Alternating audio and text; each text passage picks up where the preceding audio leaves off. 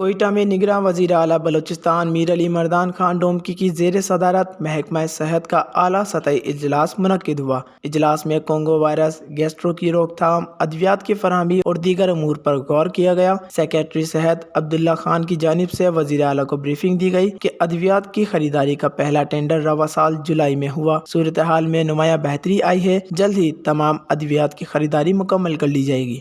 Congo virus کی روک تھام کے لیے مؤثر اقدامات اٹھائے گئے ہیں۔ جوب میں 7 مشتبہ مریض میں کونگو رپورٹ ہونے کے بعد طبی ماہرین کی ٹیم جوب روانہ کر دی گئی ہے، جس پر نگراں وزیر اعلیٰ بلوچستان نے ٹرشری کیئر ہسپتال سمیت تمام اضلاع میں ادویات کی فراہمی کو یقینی بنانے اور ویسٹ مینجمنٹ سسٹم کو بہتر کرنے کا حکم دیا، اور کہا کہ 6 سال سے طبی مشینری کی خریداری نہ ہونا افسوسناک ہے۔ فریم ورک کانٹریکٹ میں حائل مشکلات کے حل کے لیے بلوچستان ریونیو اتھارٹی کے ساتھ مل کر حل تلاش کیا جائے۔ انہوں نے ہدایت کی کہ گزشتہ سال ادویات کی خریداری میں سست روی اور دواساز کمپنی کو بروقت عدم ادائیگی کے مرتکب افسران کے خلاف کارروائی کی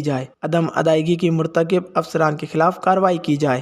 ان کا مزید کہنا تھا کہ ہیلتھ کارڈ کے تحت پینل میں شمولیت کے خواہش مند نجی ہسپتالوں کا معیار چیک کرنے کے لیے کمیٹی تشکیل دی جائے۔ گیسٹرو کی روک تھام کے لیے محکمہ آبپاشی اور PHE مشترکہ اقدامات اٹھائیں۔